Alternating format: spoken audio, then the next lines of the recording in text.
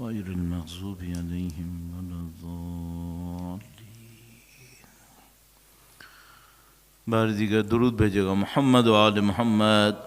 اللهم صل على محمد آل محمد وعجل فرجهم. أعوذ بالله من الشيطان الرجيم. بسم الله الرحمن الرحيم. الحمد لله رب العالمين والصلاة والسلام على سيد الأنبياء والمرسلين حبيب إله العالمين أبي القاسم محمد صلى على محمد وعجل وعلى آله الطيبين الطاهرين سيما بقية الله في الأراضين. قال الله تعالى في كتابه الكريم: بسم الله الرحمن الرحيم. أم حسبت أن أصحاب الكهف والرقيم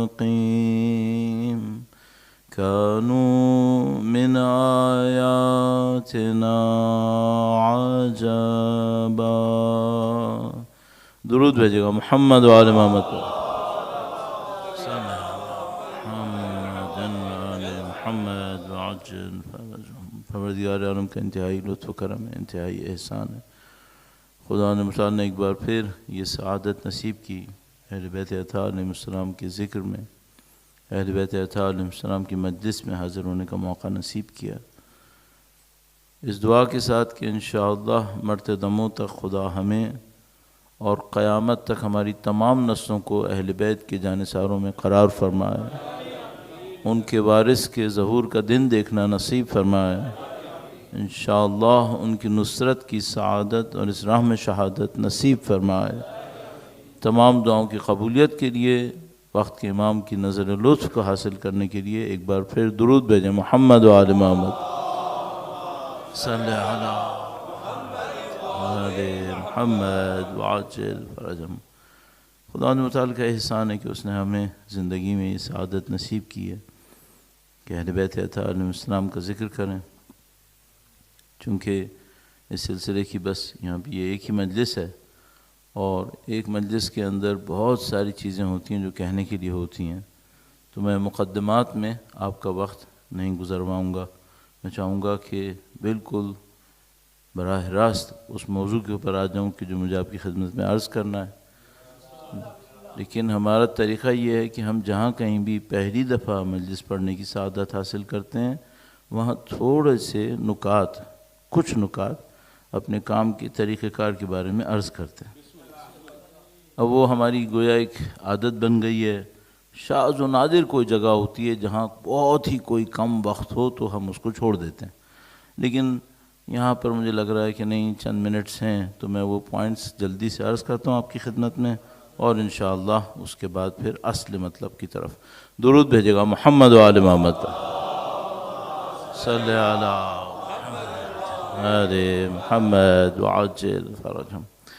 آپ میں سے بعض دوست احباب شاید کبھی ہمیں کہیں سن چکے ہوں گے شاید، اور اکثر دوست احباب نے نہیں سنا ہوگا. اکثر یہاں پہ جو حاضرین تشریف فرمائے انہوں نے نہیں سنا ہوگا. جنہوں نے نہیں سنا ہوگا وہ شاید یہ سمجھ رہے ہوں کہ یہ کوئی پیش خوانی ہے، اصل مجلس بعد میں شروع ہونے والی ہے. تو میں ان کی خدمت میں عرض کر رہا ہوں کہ نہیں، یہی اصلی مجلس ہے، اور آپ میرے انداز کی وجہ سے یہ مت سمجھیے گا کہ یہ مجلس نہیں ہوگی. یہ مجلس ہے، یہ میں کیوں ایسے کر رہا ہوں جو مختلف ہے اس سے جو سب لوگ کر رہے ہیں، کافی لوگ کر رہے ہیں، اس کی میرے پاس ایک وجہ ہے، وہ مجھے آپ کی خدمت میں عرض کرنی ہے۔ درود بھیجے گا محمد و آل محمد پر، صلی اللہ علیہ محمد و آل محمد وعجل فرجہم۔ اپنی زندگی میں میں نے جو چند قوانین سیکھے ہیں، میں طالب علم ہوں، تقریباً 40 سال سے زیادہ ہو گئے مجھے طالب علم بنے ہوئے۔ اس دوران میں نے جو چیزیں سیکھی ہیں ان میں سے ایک بات یہ ہے کہ اگر آپ خدا کے دیے ہوئے کسی اصول کو کسی بھی وجہ سے چھوڑ دیں تو جس وجہ سے چھوڑا ہے وہ کبھی نصیب نہیں ہوگی۔ ہاں، تو آپ مثلاً خدا نہ کرے، نعوذ باللہ تعالی، میں اپنی اولاد کی محبت میں اللہ کی کسی حرام کا ارتکاب کر دوں۔ بہت سارے لوگ غلط کرتے ہیں اور کہتے ہیں اولاد کی وجہ سے کیا۔ اگر کوئی یہ کام کرے گا، ایک بات پہ مطمئن رہے، اولاد کی محبت اسے نصیب نہیں ہوگی۔ بلکہ یہ بھی عرض کرتا چلوں کہ جس چیز کی خاطر خدا کا حکم چھوڑیں گے، دونوں ہاتھ جوڑ کر اس سے ذلت آئے گی۔ تو اگر اولاد کی خاطر خدا کا کوئی حکم چھوڑا تو نہ صرف یہ کہ یہ اولاد محبت نہیں دے گی، آپ کی اور میری زندگی میں ذلت کا سبب بنے گی۔ تو آپ کو اور مجھے کبھی بھی خدا کا حکم نہیں چھوڑنا ہوتا۔ صحیح۔ اب میرے ذہن میں ایک واقعہ ہے، بہت تیزی سے ان کو عرض بھی کرنا ہے، یہ بھی اچھی باتیں ہیں، مفید باتیں ہیں۔ مثلاً اللہ کے نبی نے جب مسجد نبوی تیار کی، تعمیر کی، تو حضرت سلمان فارسی سے کہا کہ تم اذان دو۔ حضرت بلال حبشی سے کہا تم اذان دو۔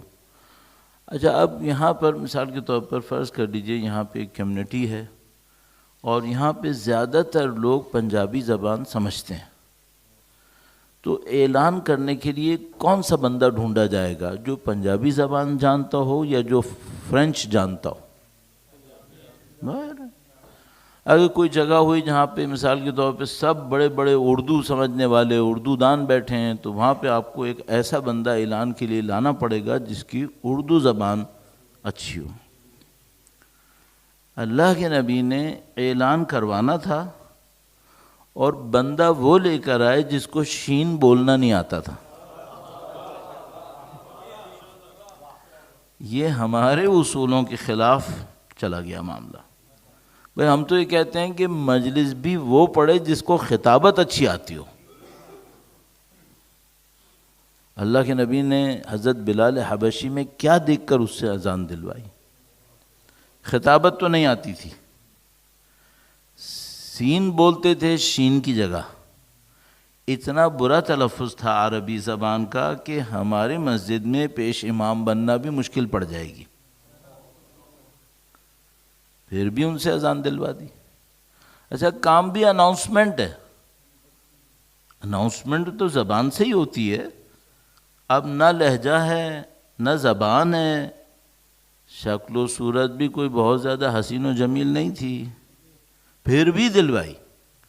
میں ایک سوال اپنے آپ سے پوچھتا ہوں، جس معیار کا اللہ کے نبی نے بلال حبشی میں لحاظ کیا، اس کا کوئی لحاظ ہم ممبر پہ بیٹھنے والوں میں کرتے ہیں؟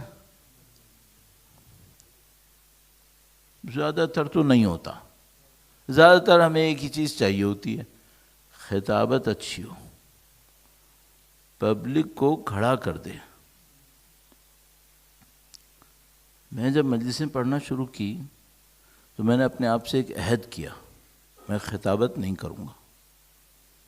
تو پھر کسی نے مجھ سے پوچھا کہ بھائی یہاں خطابت چلتی ہے، آپ خطابت نہیں کریں گے تو کیا کریں گے؟ میں نے ان سے کہا میں طالب علم ہوں، میں اہل بیت کی تعلیمات میں سے 2 یا 3 نکتوں کا انتخاب کروں گا، سادہ سلیس زبان میں لوگوں کے سامنے بیان کر دوں گا۔ کس ہدف سے؟ اس ہدف سے کہ چند قدم میں بھی اہل بیت سے نزدیک ہو جاؤں اور چند قدم سننے والے بھی اہل بیت کے اور نزدیک ہو جائیں۔ اب اس دوران خطابت آئی تو آ گئی، نہیں آئی تو نہیں آئی۔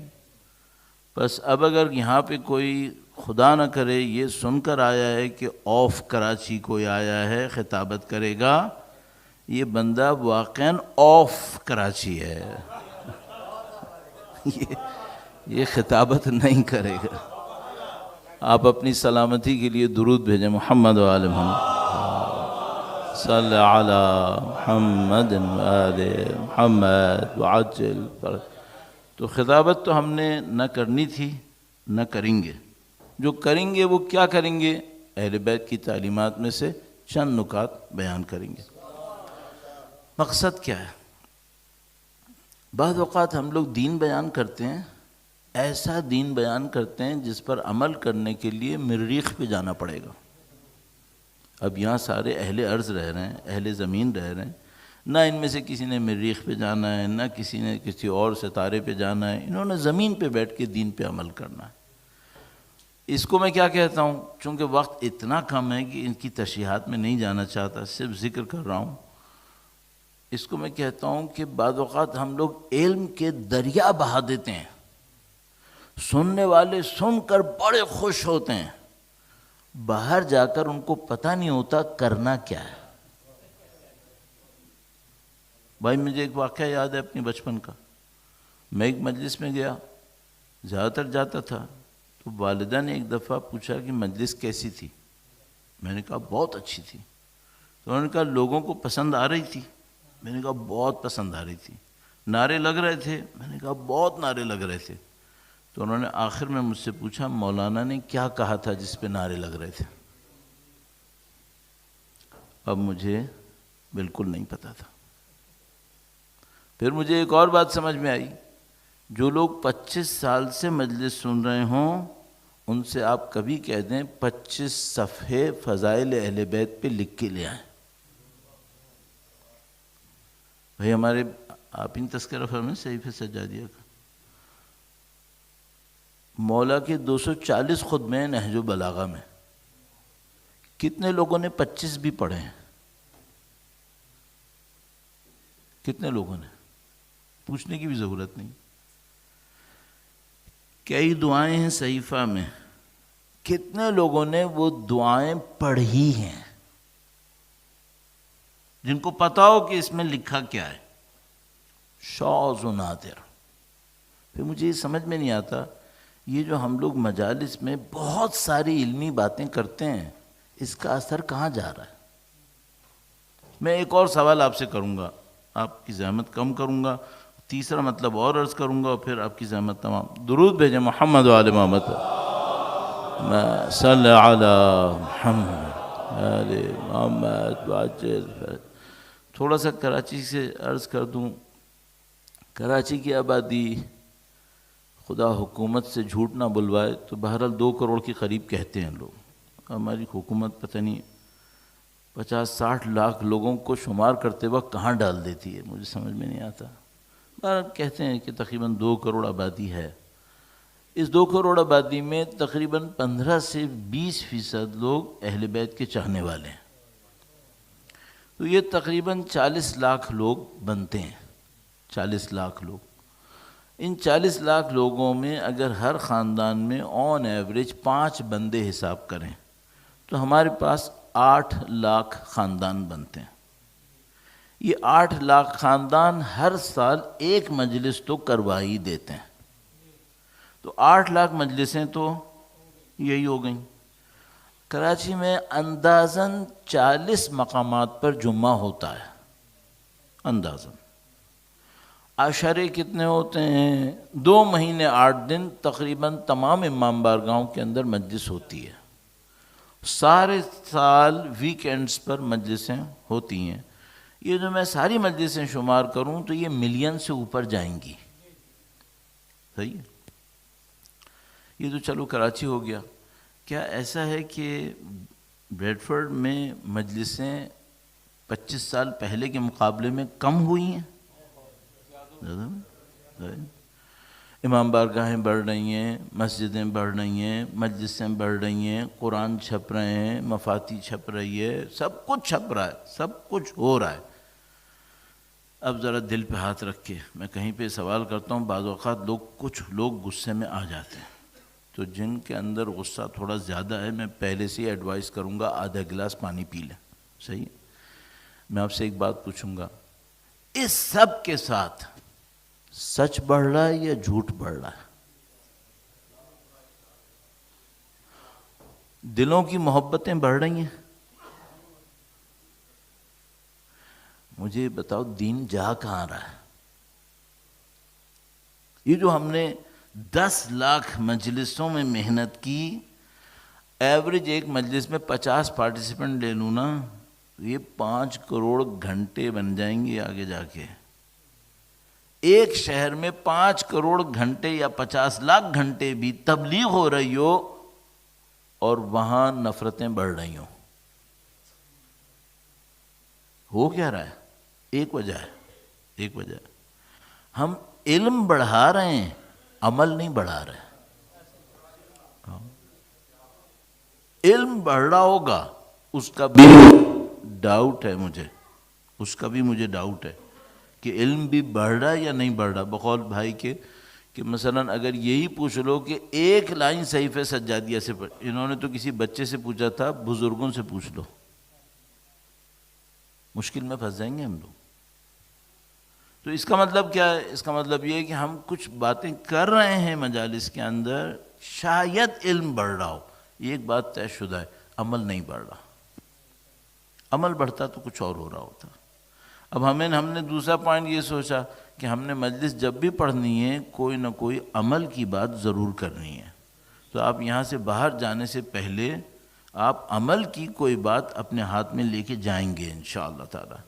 ایک تیسری بات میں اور عرض کروں گا اور موضوع کی طرف آتا ہوں، درود بھیجے گا محمد و آل محمد پر، صلی علی محمد و آل محمد وعجل فرجہم۔ میرے بہت سارے دوست احباب ہیں میری طرح بولنے والے، وہ جب مجلس پڑھتے ہیں تو ایسی قوموں کو سنانے کی کوشش کرتے ہیں جو یہاں نہیں آتے، ان کے اوپر بہت محنت کرتے ہیں، جو نہ یہاں آتے ہیں نہ یہاں جو کچھ بولا جاتا ہے اس کو سنتے ہیں، ان پہ بہت محنت کرتے ہیں، اور جو یہاں بیٹھے ہوتے ہیں ان کے کام کی کوئی بات نہیں کرتے۔ اس کا ایک نقصان ہو گیا، جس کے لیے ہم کہتے ہیں وہ سنتا نہیں ہے، اور جو سننے کے لیے بیٹھا ہے اس کے کام کی کوئی بات ہم، تو پھر نتیجہ وہ ہے جو میں نے دوسرے پوائنٹ میں بتایا تھا۔ پھر میں نے اپنے لیے ایک بات طے کی، میں نے کہا بھائی میں دوسری قوموں کو نہیں سناؤں گا، جو مجھے باتیں کرنی ہیں وہ اپنے دوستوں سے ہی کروں گا، مجھے انہیں کچھ نہیں سنا، مجھے آپ سے بات کرنی ہے انشاءاللہ۔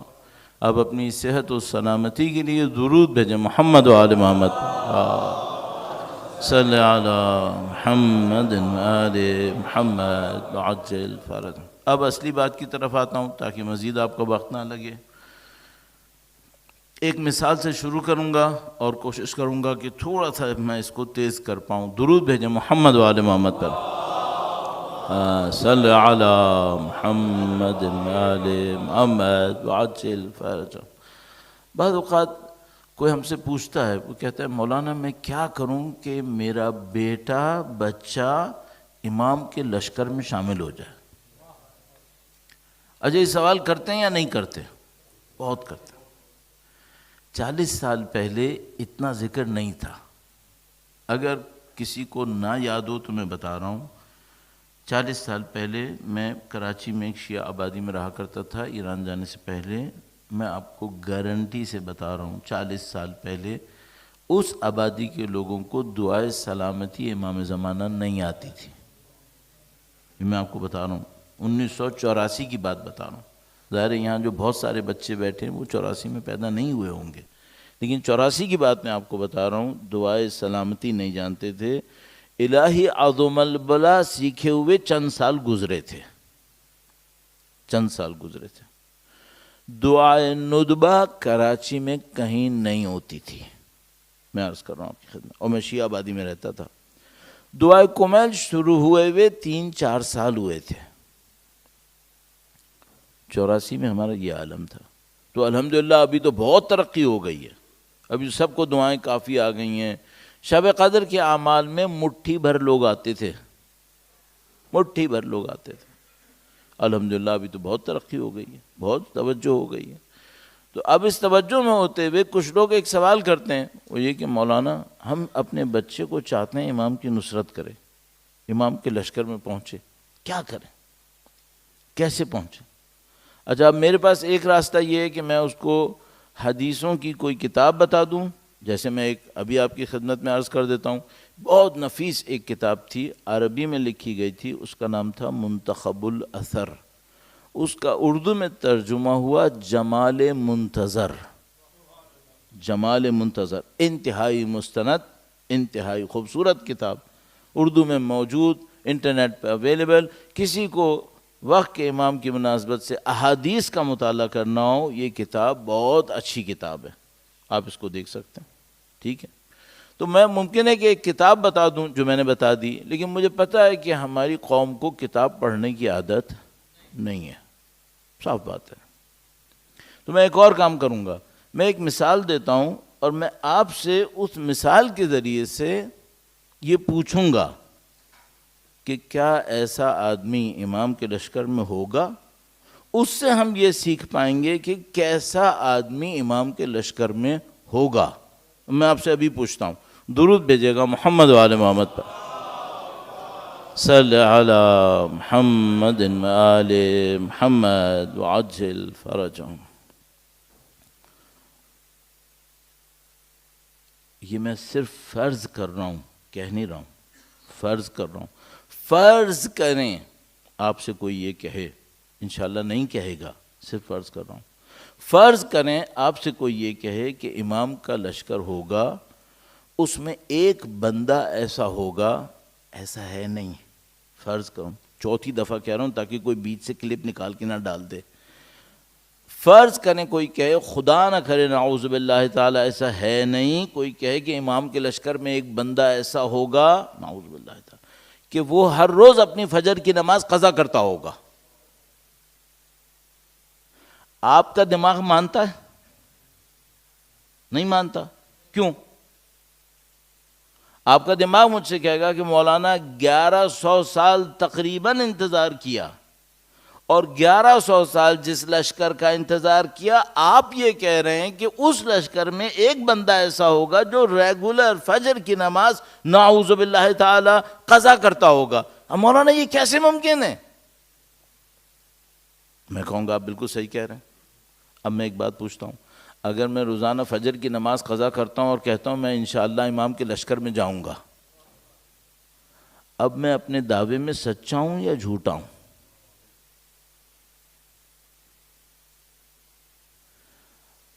دعوے پچھلی قوموں نے ہم سے زیادہ یا ہمارے برابر کے کیے ہیں، اس سے معاملہ حل نہیں ہوتا. آپ کو دعویٰ کرنے کے ساتھ کوئی عمل ایسا کرنا ہوتا ہے جو آپ کا ذہن بھی کہہ رہا ہوتا ہے یہ بہت ضروری ہے، لیکن آپ کا ایک سہل پسند آسان طبیعت رکھنے والا ذہن یہ کہہ رہا ہوتا ہے اس کے بغیر بھی چل جائے گا. اور ابھی آپ نے خود قبول کیا کہ نہیں چلے گا، نہیں چلے گا. تو مجھے صرف یہ ایک بات بتا دینا، یہ اتنے % لوگ جو ہر روز صبح فجر کی نماز قضا کر رہے ہیں، یہ کس امید پہ کر رہے ہیں؟ کیسے چلے گا؟ ابھی خود آپ کا دماغ کہہ رہا ہے نہیں چلے گا. میں ایک اور عرض کرتا، اگر خدا نہ کرے نعوذ باللہ تعالی، صد نعوذ باللہ تعالی، کوئی مجھ سے یہ کہے نعوذ باللہ تعالی ایسا نہیں ہوگا، کوئی یہ کہے کہ امام کے لشکر میں ایک ایسا آدمی بھی ہوگا جو جب موقع لگے جھوٹ بول لیتا ہے، آپ مانیں گے؟ نہیں مانیں گے. تو اگر میں ایسا ہوں پھر، اور میں کہہ رہا ہوں کہ میں امام کے لشکر میں بھی جاؤں گا،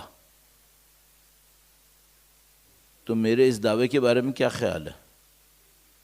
آپ کہیں گے فضول کا دعویٰ.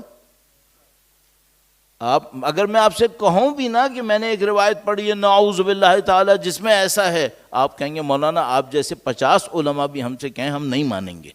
آپ صحیح کہہ رہے ہیں، آپ کبھی نہیں مانیے گا.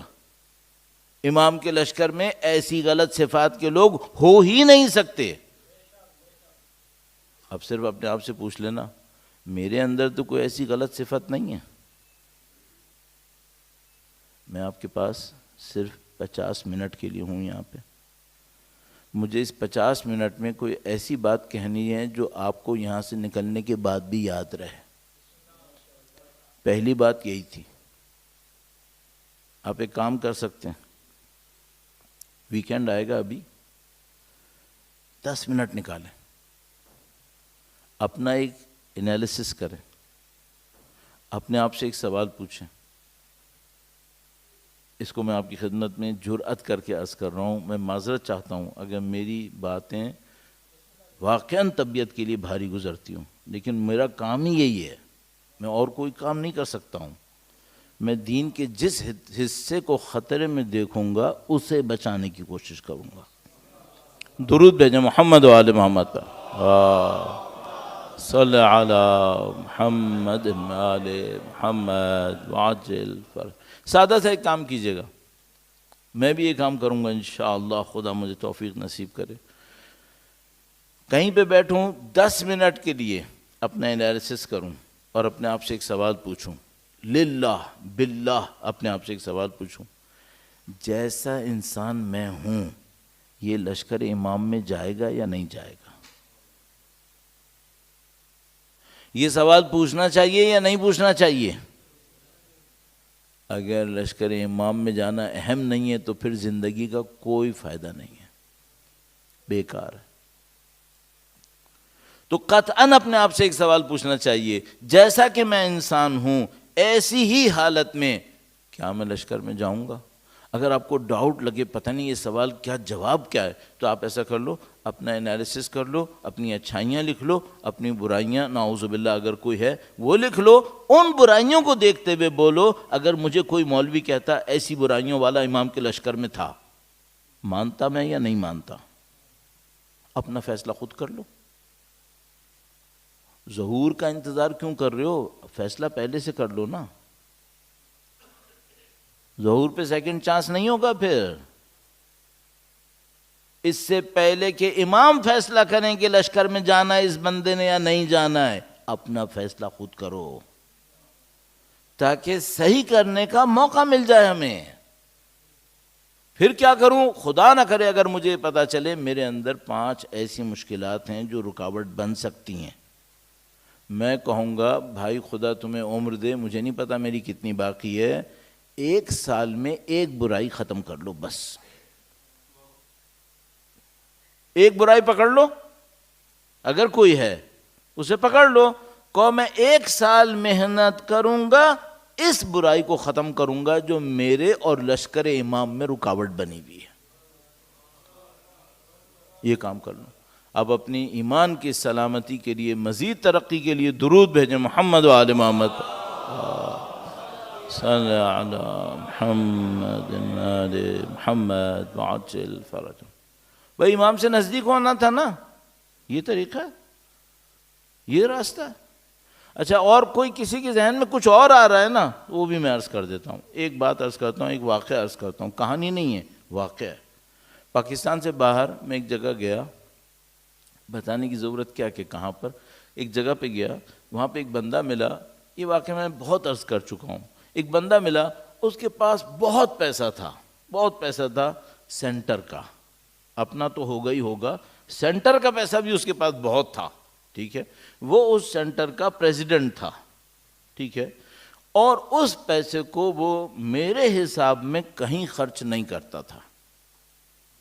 تو میں نے اس کو پوچھا ایک دفعہ کہ بھائی جہاں تمہارا سینٹر ہے اس کے پیچھے ہی ایک مومن بچوں کا یتیم خانہ بھی ہے, میں نے نہیں سنا کہ تم اس سینٹر کو کچھ دیتے ہو یتیم خانے کو, جبکہ مجھے پتا ہے اور تم نے مجھے تھوڑی دیر پہلے بتایا کہ تمہارے پاس بین الاقوامی کرنسی میں ڈھالتے ہوئے تقریباً $1,00,000 پر منتھ ایکسٹرا آتا ہے.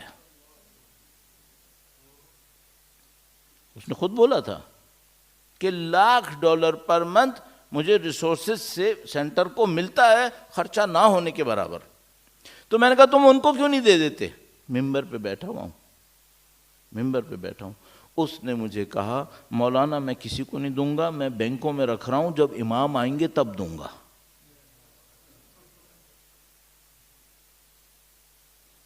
میں ایک بات سوچنے پہ مجبور ہو گیا، کہیں میں بھی تو وہی نہیں ہوں، اپنا پیسہ اپنی ریسورسز دین پہ نہیں لگا رہا اور اپنے آپ کو دھوکہ دے رہا ہوں، جب امام آئیں گے تو لگا دوں گا، قطعاً نہیں لگا پاؤں گا۔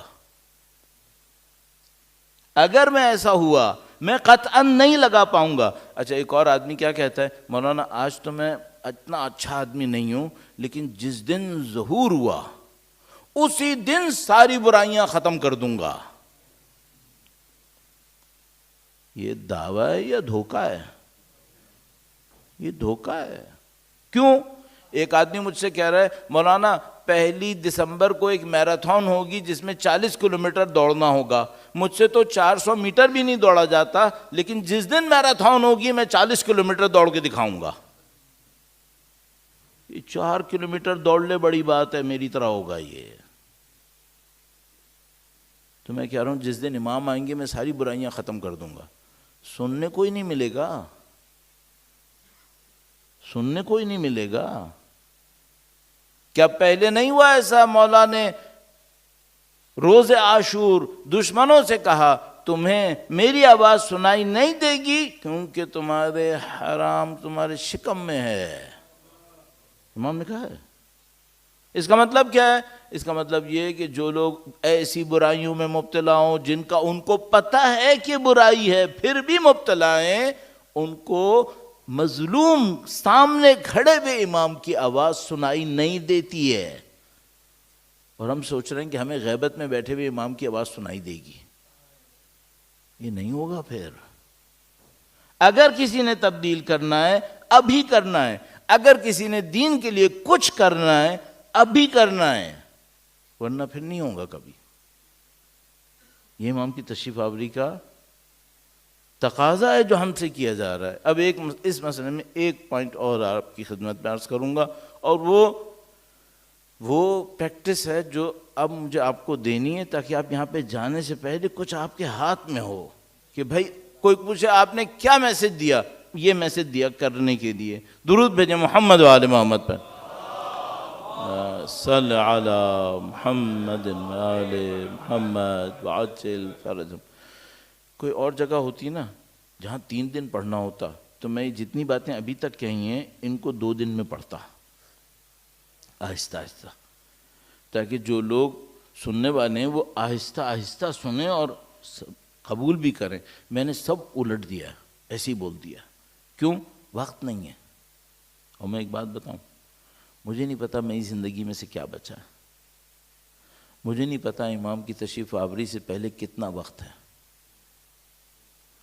اب بھی کوئی یہ کہنا میں تھوڑا دیر کر لیتا ہوں، صحیح نہیں ہے، فائدہ نہیں ہے، نقصان اٹھائیں گے۔ اب دیر کا ٹائم نہیں ہے، اب جو کرنا ہے نا کر لو۔ کیوں؟ موت کا تو کسی کو بھی نہیں پتا نا کب ہو۔ میں کیا گارنٹی سے کہہ سکتا ہوں آج رات زندہ ہوں؟ کیا میں کہہ سکتا ہوں؟ نہیں کہہ سکتا۔ تو یہ کیسے مطمئن ہو جاؤں کہ کچھ نہ کروں ہو جائے گا؟ کیسے ہو جائے گا؟ کچھ کرنا ہوگا۔ اب مجھے آپ کی خدمت میں ایک پریکٹیکل پوائنٹ عرض کرنا ہے۔ جو دوست احباب سن لیتے ہیں اور بعض اوقات یاد بھی رکھ لیتے ہیں، میرے خیال میں ایک جگہ جہاں میں جاؤں اور مجھ سے کوئی کہے مولانا ثواب کے علاوہ رزلٹ کوئی نکلا ثواب کے علاوہ، تو میں یہ سمجھتا ہوں اگر 20% لوگوں نے کوئی چیز سیکھ لی کافی ہے، کافی ہے۔ 80%، 70%، 50%، میں گیا اس بات سے، میں نہیں کر سکتا۔ 20% لوگ سیکھ لیں کافی ہے، بہت ہے۔ اب مجھے ایک پوائنٹ کہنا ہے، وہ 20% جو سیکھنے والے ہوتے ہیں ان کی خدمت میں عرض کر رہا ہوں، خدا کا واسطہ اس کو ضرور سن لینا اور سیکھنے کی کوشش کر لینا، فائدہ ہوگا انشاءاللہ۔ درود بھیجیں محمد و آل محمد پر، صلی علی محمد و آل محمد وعجل فرجہم۔ ایک دفعہ میں ایک جگہ مجلس پڑھنے گیا، مجلس کے بعد نظر نیاز تھی۔ یہ واقعہ میں نے پتہ نہیں کتنی دفعہ لوگوں کو سنایا تاکہ مجھے بھی یاد رہے، میں بھول نہ جاؤں کہیں، اور میرے پاس زیادہ علم ہے بھی نہیں، میں تکرار کرتا ہوں چیزوں کو۔ میں ایک دفعہ ایک جگہ پہ گیا مجلس پڑھنے کے لیے، وہاں نظر نیاز ہو رہی تھی، میں نیاز کے لیے بیٹھا ہوا تھا، ایک آدمی میرے پاس آیا، وہ جگہ ایئرپورٹ کے نزدیک تھی، رات کا وقت تھا.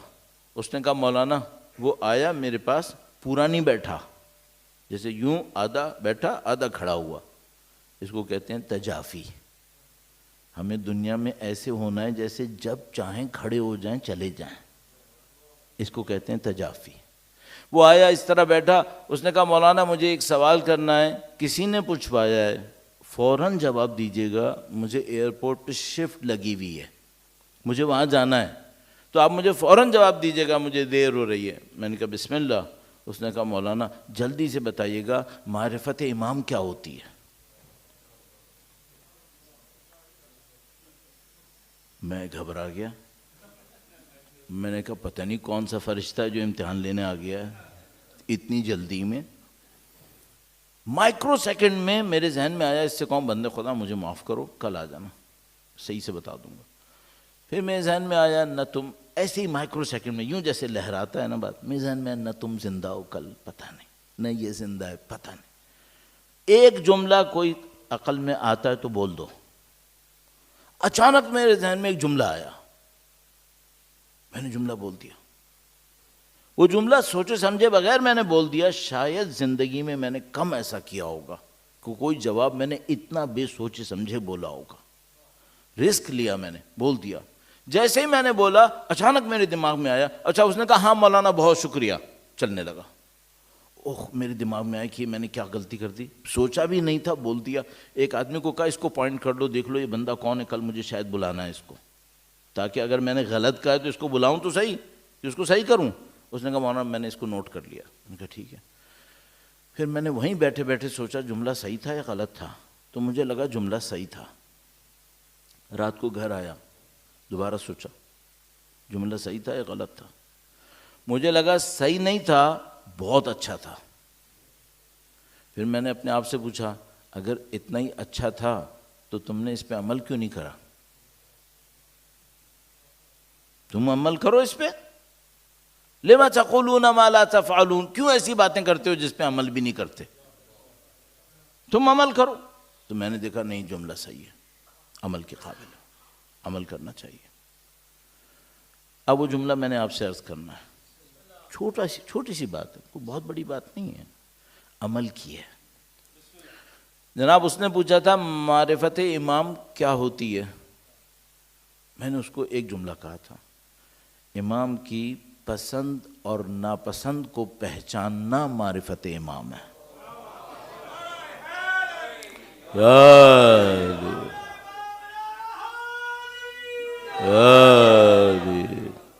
جو امام کو پسند ہے وہ تمہیں پتہ ہو، جو امام کو پسند نہیں ہے وہ تمہیں پتہ ہو. اگر کوئی یہ کرے یہ معرفت امام ہے. صحیح. میں نے کہا بھائی اگر ایسا ہی ہے تو میں اس پہ عمل کیوں نہیں کروں؟ کیسے عمل کروں؟ اب وہ بات جو عمل کی ہے، ایک سادہ سا کام کر لو. آپ دیکھو کچھ آپ میرے بچوں کی عمر کے ہو، کچھ لوگ میرے بھائی کی عمر کے ہو، کچھ میرے بڑے بھائی کی عمر کے ہو گئے. صحیح. شاید ہی کوئی بزرگ ہو جو میرے والد کی عمر کا ہوگا. سب کے لیے مخلص ہو کر ایک جملہ کہہ رہا ہوں، اللہ کے سامنے جواب دوں گا میں. ٹھیک ہے، اتنے لوگوں کا میں اتنا ٹائم کیوں ضائع کروں گا. ایک جملہ عرض کروں گا. آپ نے زندگی میں کوئی بھی کام کرنا ہے، جو بھی کرنا ہے، اس بندے سے دوستی کرنی ہے، اس کے ساتھ بیٹھنا ہے، اس سے لڑنا ہے، ٹی وی پہ یہ دیکھنا ہے، موبائل پہ یہ دیکھنا ہے، یہ کتاب پڑھنی ہے، یہ تصویر دیکھنی ہے، جو بھی کام کرنا ہو، اپنے آپ سے ایک سوال پوچھو، امام اس پہ خوش ہوں گے؟ بس جو مرضی کرنا ہے کرو، ایک سوال اپنے آپ سے پوچھتے رہو، امام اس پہ خوش ہوں گے؟ اگر ذہن یہ کہے کہ خوش نہیں ہوں گے، میں آپ کو طالب علم ہونے کے ناطے گارنٹی سے کہہ رہا ہوں، اگر آپ کا دماغ کہے کہ امام اس پہ خوش نہیں ہوں گے، کسی بھی مصلحت کی خاطر وہ کام کرو گے، ذلت نصیب ہوگی، خوشی نصیب نہیں ہوگی، سکون نصیب نہیں ہوگا. جو بچے گناہ کر رہے ہوتے ہیں نا، سوچتے ہیں اس کو کر لو تھوڑا سا مزہ آئے گا، باخدا مزہ نہیں آئے گا. جتنا تم کو لگ رہا ہے مزہ آئے گا اس سے 10 گنا اس کے اوپر تم کو اپنے ذہن کے اوپر سختی ڈالنی پڑے گی. یہ نظام ہے خدا کا. کیوں؟ جن کو اچھا نہیں لگ رہا وہ قطب عالم ہیں. اللہ کی نعمتیں ان کے ذریعے سے برستی ہیں. اگر ان کو اچھا نہیں لگ رہا تمہیں کبھی خوبی نہیں ملے گی, کبھی خوشی نہیں ملے گی. میں اپنے آپ سے کہوں بس میں نماز نہیں پڑھوں گا فجر کی, کیوں؟ میری نیند خراب ہوتی ہے. با خدا امام کو ناراض کر کے تمہیں 8 گھنٹے بھی سو لو تو سکون نہیں ملے گا. با خدا ممبر پہ بیٹھ کے کیا, خوشی ان کے ہاتھ میں ہے, برکت ان کے ہاتھ میں ہے. ان کی ناراضگی جس چیز میں ہو اس میں برکت کیسے آ سکتی ہے؟ کوئی بندہ کہے مولانا میں تھوڑا سا ہی غلط کام کروں گا, مجھے اصل میں پیسہ چاہیے, تو اس پیسے کو لینے کے لیے میں تھوڑا سا غلط کروں گا. میں تم کو بخدا کہہ رہا ہوں امام خوش نہیں ہوئے, تمہیں جو پیسہ ملے گا تمہیں اور فقیر کرے گا. اور اگر امام کی خوشی کی خاطر کوئی چیز چھوڑ دی تو کیا ہوگا؟ تجربے سے عرض کر رہا ہوں, تھوڑا سا اگر امام کی خوشی کی خاطر میں نے اپنی کوئی پسندیدہ چیز چھوڑ دی, خدا شاہد ہے امام اس چیز کو یا اس سے بہتر چیز کو میرے قدموں میں لا کے ڈال دیں گے, قدموں میں لا کے ڈال دیں گے. ان امام کی عظمت پر درود بھیجیں. محمد و آل محمد, صلی علی محمد. مجھ سے کوئی بچہ کہے میں فلاں گناہ کرتا ہوں چونکہ مجھے مزہ لینا ہے, میں اس سے کہوں گا بیٹا یہ گناہ مت کرو, اپنے امام پہ اعتماد کرو, تم کو ایسا مزہ ملنے والا ہے جس کا تم نے نہیں سوچا ہے. دینے والے وہ ہیں, تم تو چھین بھی نہیں سکتے. تو بلا وجہ میں یہ حماقت کیوں کر رہے ہو؟ اپنے ہاتھ سے اپنے پاؤں پہ کیوں کلاڑی مار رہے ہو؟ مت مارو. بس عمل کی بات کیا ہوئی؟ عمل کی بات چھوٹی سی بات یہ ہوئی, نہ اس کے لیے اصول کافی پڑھنی ہے, نہ اس کے لیے کوئی تفسیر قرآن پوری پڑھنی ہے, نہ اس کے لیے مریخ پہ جانا ہے, نہ کہیں اور جانا ہے. یہیں رہتے ہوئے چھوٹا سا ایک کام کرنا ہے. وہ کیا؟ جب بھی کوئی کام کرنے لگو اپنے آپ سے ایک بات پوچھنا, اس پہ امام خوش ہوں گے؟ اب میں تھوڑی سی ایک کمی کرتا ہوں ایک جگہ پہ. سوال اس کی جگہ ایک اور کر لو, کہو اس پہ امام ناراض تو نہیں ہوں گے؟ یہ تھوڑا سا میں نے کم کر لیا. اگر وہ سوال کروں نا اس پہ امام خوش ہوں گے یا نہیں ہوں گے, تو وہ ساری چیزیں نکل جائیں گی جو نیوٹرل ہوں گی. خوش تو نہیں ہوں گے, ناراض بھی نہیں ہوں گے. تو میں کہہ رہا ہوں آسانی کے لیے یہ سوال کر لو, اس پہ امام ناراض تو نہیں ہوں گے؟ اگر تمہیں لگے ناراض ہوں گے کبھی مت کرنا. اچھا اگر تمہارا دل یہ کہے نہیں معلوم ناراض ہوں گے یا نہیں ہوں گے, خوش ہوں گے یا نہیں ہوں گے, شاید ناراض نہیں ہوں گے, کر لو. مشورہ تو یہ دوں گا نہ کرو, صرف وہ کرو جس پہ امام خوش ہوں گے, صرف وہ کرو. لیکن اگر کوئی کہے میرے جیسا کمزور انسان کہ مولانا میں اتنا اسٹرکٹ نہیں ہوں, ٹھیک ہے, پھر ایک کام کرو, کرنے سے پہلے پوچھو اس پہ امام ناراض تو نہیں ہوں گے؟ اگر تمہیں لگے ناراض ہوں گے چھوڑ دو, اپنے پاؤں پہ کلہاڑی مت مارو. اگر چھوڑ دیا تو کیا ہوگا؟ اس سے بڑھ کر تمہارے قدموں میں ہوگا, اور اب اس کو دیکھ لو کہ ہم لوگوں کے ساتھ زندگی میں بہت دفعہ ایسا ہوتا ہے, ہم سکون کے پیچھے بھاگ رہے ہوتے ہیں, سکون نہیں ملتا ہے. بہت دفعہ ایسا ہوتا ہے. یہ میں نے عرض کر دیا. اب ایک بات اور قانون کے حساب سے عرض کرتا ہوں, دنیا کے قانون کے حساب سے جس کے اوپر خدا نے خلق کیا ہے. درود بھیجے گا محمد و آل محمد پر. صلی علی محمد آل محمد وعجل فرج. دیکھو بھائی, آپ سے میرا کوئی رشتہ سوائے ایمان کے نہیں ہے, صحیح, اسی کے تحت بات کر رہا ہوں. میں اب اس ایج میں آ گیا ہوں نا, اب یہاں تک آتے آتے مجھے بہت دولت نہیں چاہیے ہوگی. مجھے خبر نظر آ رہی ہے اپنی, مجھے نظر آ رہا ہے میری زندگی ختم ہو رہی ہے, کسی بھی ٹائم پہ ختم ہو جائے گی. چلو جب میں 30-35 کا تھا، 20-25 کا تھا، تب میرے ایمبیشنز ہوں گے اور پتہ نہیں میں نے کیا کیا سوچا ہوگا، اینتھیوسزم ہوگا، وہ سب ختم ہو گیا ہے بھائی. اب میں 60 سال کا ہونے والا ہوں، چلا گیا وہ. اب میں دولت لے کے بھی کیا کر لوں گا؟ آگے مجھے موت نظر آ رہی ہے اپنی. صحیح. اب کوئی کہے مولانا آپ کو اپنی شہرت چاہیے نا تو یہ کر لو. گزر گئی وہ باتیں، اب کہاں کی شہرت؟ اب میں کیا کروں اس شہرت کا؟ اب کوئی مجھ سے کہے آپ کی زندگی کا ہدف کیا ہے؟ ایک تو اخروی ہدف ہے، اس کو میں ابھی کہہ رہا ہوں بھی چھوڑ دو. اخروی ہدف مجھے بتاؤ میں اپنی باقی زندگی میں ہدف کیا بناؤں؟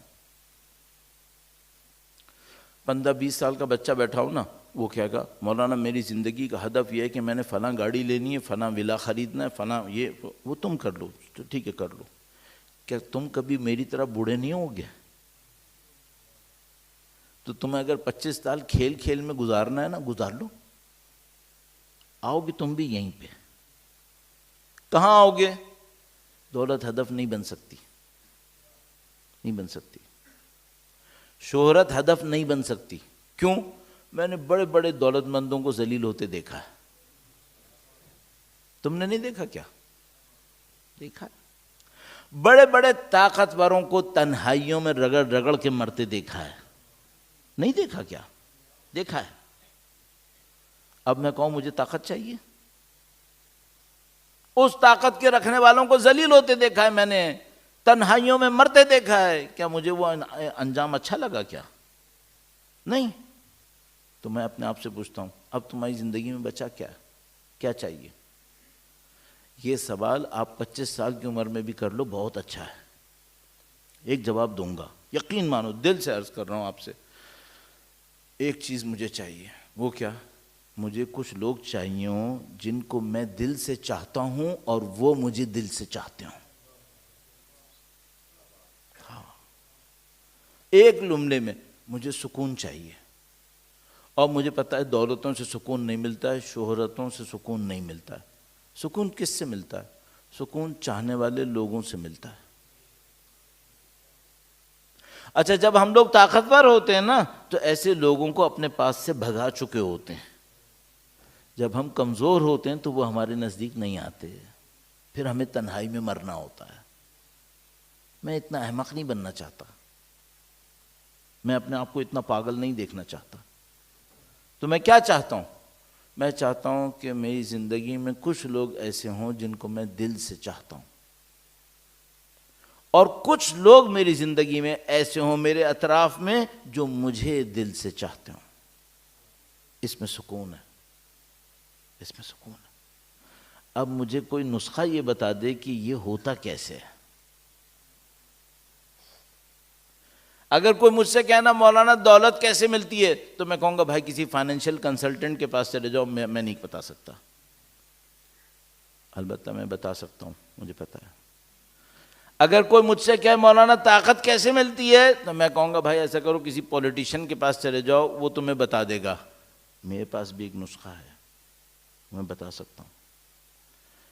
میں کہوں گا اس کی کوئی اہمیت نہیں ہے. اگر کوئی مجھ سے کہے مولانا یہ چاہنے والے لوگ کیسے ملتے ہیں، میں کہوں گا اب آؤ میں تم کو بتاتا ہوں، کیونکہ مجھے بھی یہی چاہیے،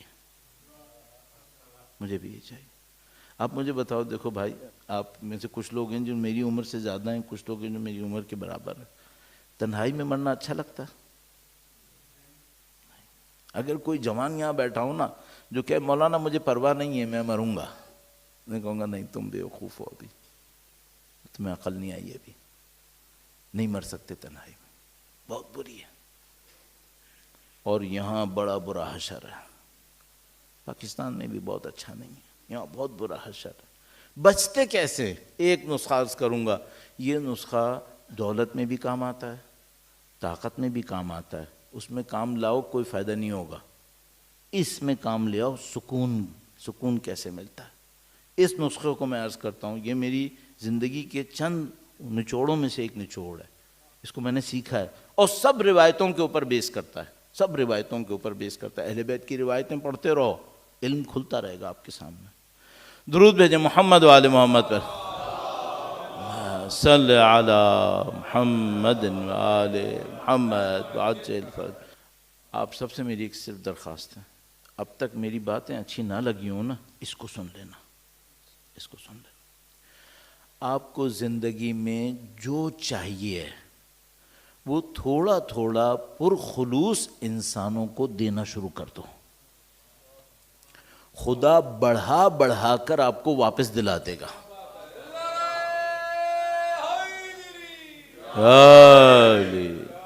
بھائی مجھے سکون چاہیے، تھوڑا سا سکون انسانوں کو دے دو، خدا کیا کرے گا؟ خدا بڑھا بڑھا کر وہ سکون تمہیں دلوائے گا، تمہیں نہیں بھاگنا پڑے گا۔ ہم لوگ سمجھ رہے ہیں دنیا لینے پہ بنی ہے، دنیا دینے پہ بنی ہے، دنیا دینے پہ بنی ہے۔ کیا مطلب؟ اب میں اپنے بچپن کو یاد کرتا ہوں، جب میں پرائمری اسکول میں تھا اور تو وہاں پہ ہمیں ٹیچرز اوپر کتاب کاپی کی لائن لکھ دیا کرتے تھے، نیچے وہی لائنیں لکھ کر لاؤ، اور اس میں لکھا کرتے تھے جیسی کرنی جو بوگے۔ آپ کلاس اول پاس کر گئے، مشکل ہم مسلمانوں کے ساتھ یہ ہے کہ ہم نے بیعت اولیٰ پاس نہیں کی، اسلام کے پی ایچ ڈی ہو گئے۔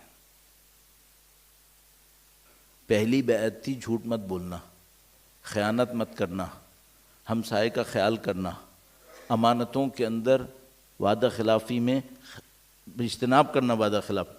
ہم نے پہلی بیعت نہیں کی، پی ایچ ڈی ہیں اسلام کے اندر۔ آپ کو زندگی میں سکون چاہیے، چھوٹا سا ایک کام کر لو، سکون دینا شروع کر دو۔ اچھا کوئی کہے مولانا آپ نے تو کہا سکون محبت کرنے والے، عزت چاہیے نہیں چاہیے؟ ہاں چاہیے، عزت چاہیے، صاف بات، عزت چاہیے، بے عزتی نہیں چاہیے۔ اللہ کے دین کی خاطر بے عزتی آ رہی ہو، ٹھیک ہے سہ لیں گے، کوئی بات نہیں۔ اللہ کے دین نے ساری زندگی عزت دلائی ہے، اگر اللہ کے دین کی خاطر 4 دن بے عزتی اٹھانی پڑی اٹھا لینا، کوئی مسئلہ نہیں۔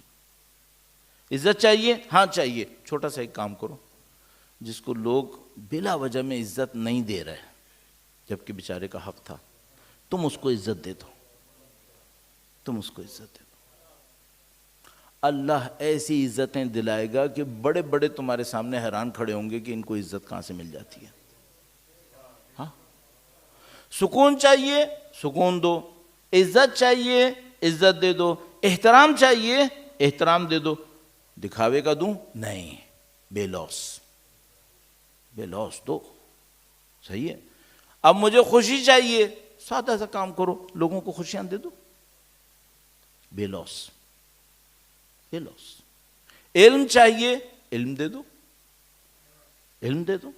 تم چاہتے ہو خدا تمہاری رہنمائی کرے، جن کو رہنمائی کی ضرورت ہے انہیں بے لوس رہنمائی دے دو، خدا رہنمائی کرے گا۔ جو تمہیں چاہیے وہ دے دو۔ اب اس کا ایک ادھر کا مسئلہ بھی ہے، وہ کیا؟ اگر میں نے کوئی غلط چیز دی تو کیا ہوگا؟ وہ بھی بڑھ بڑھ کے پلٹ کے آئے گی۔ میں لوگوں کے ساتھ مکاری کروں تو کیا ہوگا؟ اللہ میرے اطراف میں مکاروں کو جمع کر دے گا۔ میں جھوٹ بولوں گا تو کیا ہوگا؟ جھوٹے میرے ساتھ کھڑے ہوں گے، بات بات پہ جھوٹ بولیں گے۔ مجھے سچے چاہیے تو کیا کروں؟ سچ بولو، خدا سچے دے دے گا۔ جو آپ کو زندگی میں چاہیے تھوڑا تھوڑا انسانوں کو دینا شروع کر دو۔ اگر یہاں پہ کوئی بیٹھا ہو کہ مولانا مجھے کچھ سمجھ میں نہیں آیا، کہاں سے شروع کروں؟ ایک جگہ میں بتا دیتا ہوں، دعا دینے سے شروع کرو۔ اجنبیوں کو دعا دو، اجنبیوں کو دعا دو، اپنے خاندان کو بھی دعا دو، والدین کو بھی دو، دعا کرو سب کے لیے، خدا دینا شروع کر دے گا۔ عزیزان محترم، یہ لب لباب ہو گیا۔ میں آپ کو زیادہ وقت نہ لوں، وقت اختتام پر ہے۔ یہ زندگی گزارنے کے طریقے جو انہوں نے ہمیں سکھائے، پر شروع سے جمع کروں تو میں نے کچھ باتیں آپ سے کی تھیں۔ ایک تو یہ 3 باتیں کی تھیں کہ میں مجلسیں کیوں اس طرح پڑھ رہا ہوں، کہ میں نے کہا میں خطابت نہیں کروں گا، پوائنٹس دوں گا۔ پوائنٹس میں نے دے دیے نہیں دیے؟ عمل کے تھے یا نہیں تھے؟ تو جو میں نے کہا تھا وہ میں نے کر لیا نا، الحمدللہ رب العالمین۔ 3 پوائنٹس کیا تھے؟ پھر یہ بات کی تھی کہ وقت کے امام کی نصرت کرنی ہے تو کیا کروں؟ اپنی اچھائیاں، اپنی برائیاں لکھ لو، اپنے آپ سے سوال کرو، جس میں یہ برائیاں ہوں وہ لشکر میں جائے گا؟ ایک ایک کر کے وہ برائیاں صحیح کر لو۔ پھر یہ بات ہوئی کہ زندگی میں ہدف کیا رکھوں، میں نے کہا دولت رکھو، شہرت رکھو، طاقت رکھو، سب ذلیل کریں گی، کچھ نہیں ملنے والا۔ اگر تمہیں کچھ چاہیے، سکون لے لو، خوشی لے لو، عزت لے لو۔ یہ کیسے ملتی ہے؟ دینے سے ملتی ہے۔ بے لوس دے دو، اسے مت دینا جس سے عزت لینی ہو، اسے مت دینا، اس کو دینا جس سے تمہیں لگے اس سے ملنے کا کوئی امکان نہیں، اسے بھی دے دو۔ ہاتھ جوڑ کے کہوں گا اپنے لیے کہوں گا، اگر میں کسی جگہ پہ کھڑا ہوں اور مجھے لگے کہ اس ہال کے اندر ایک بندہ ایسا ہے جس کا کوئی احترام نہیں کر رہا ہے بلا وجہ میں، کیونکہ اس کا پیسہ نہیں ہے، اس کے پاس یہ نہیں، مجھے چاہیے مجھے اس کا احترام کرنا ہے، مجھے اس کا احترام کرنا، چونکہ مجھے اللہ سے احترام اس کا احترام کرنے پر ملے گا۔ اس کا احترام کر کے مجھے کیا ملے گا جس کا سب احترام کر رہے ہیں؟ میں نہیں کہہ رہا اس کی میں بے احترامی کروں گا، اس سے مجھے ملنا کچھ نہیں ہے، ملنا وہاں سے ہے جس کے پاس کچھ نہیں ہے۔ اب دینے والا خدا ہے۔ خدا نے آپ پہ بہت لطف کیا، آپ پہ بہت کرم کیا۔ میں اپنی بات میں ان باتوں کو کہنے میں اتنا مشغول ہوا، آج کی مناسبت ہے، آج کی مناسبت ایک ایسے امام کی شہادت ہے جس کے امام کے روضے پر شاید ہم سب لوگ جا چکے، شاید ہم سب جا چکے۔ مولا کا فرمان ہے الامام کالوالد الشفیق، امام مہربان باپ کی طرح ہوتا ہے۔ آپ مشہد جاؤ نا تو اس باپ کی شفقت سمجھ میں آتی ہے۔ قریب الغرباء، غریبوں کا ساتھ دینے والے، معین الضعفاء والفقراء، ضعیفوں اور فقیروں کی مدد کرنے والے امام۔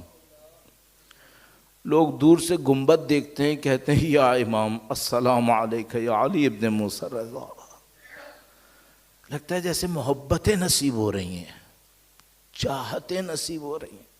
آپ میں سے جو لوگ مولا کے روضے پہ جا چکے ہیں، میں ابھی اپنے ذہن میں یہی کر رہا ہوں، میں اپنے ذہن میں کیا کر رہا ہوں اس وقت؟ میں اپنے مولا کی زری کو سوچ رہا ہوں، یہ سوچ رہا ہوں شاید میں زری کے سامنے کھڑا ہوا ہوں امام کی محبتیں لینے کے لیے۔ ابھی مشہد میں نہیں ہے، اگر مشہد میں ہوتے تو زری پہ جاتے اور جا کے مولا کی شہادت کی تسلیت ان کے والد گرامی کو پیش کرتے، ان کے فرزند کو پیش کرتے، ان کے وارث کی خدمت میں پیش کرتے۔ مشہد میں نہیں ہے، بہت دور ہے، لیکن مولا واللہ دل آپ کی زری پر ہے، دل آپ کے گنبد کو دیکھ رہے ہیں۔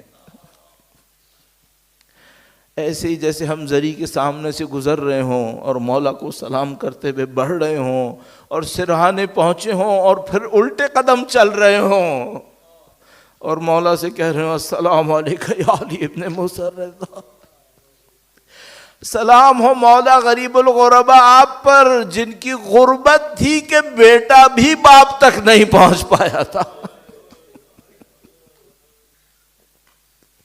سلام ہو یا غریب الغرباء، جس نے تمام غریبوں کو اپنے پاس بلا لیا، دنیا بھر سے محبتوں کو لینے والے آپ کے روضے پر پہنچتے ہیں، آپ کی محبتیں نصیب ہوتی ہیں۔ سلام ہو آپ پر جن کو دشمن نے زہر دیا،